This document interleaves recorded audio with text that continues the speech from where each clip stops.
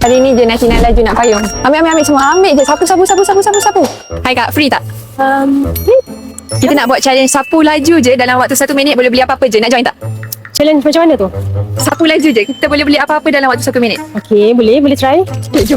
Mula dengan sekarang. Ambil semua. Ambil je. Sapu. Sapu laju. Ambil. Keperluan harian semua ni. Boleh tahan lama ni kalau biskut-biskut ni. Hari ni je Natina laju nak payung.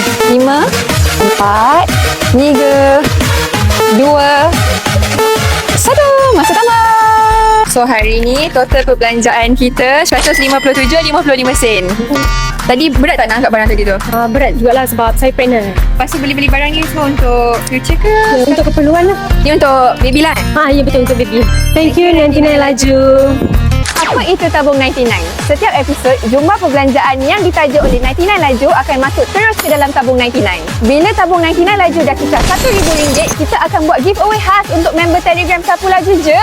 Lepas giveaway selesai, tabung 99 laju akan reset dan mula semula daripada kosong. Jom masuk dan stay aktif dalam Telegram Sapu Laju je. Mana tahu nama korang yang naik lepas ni?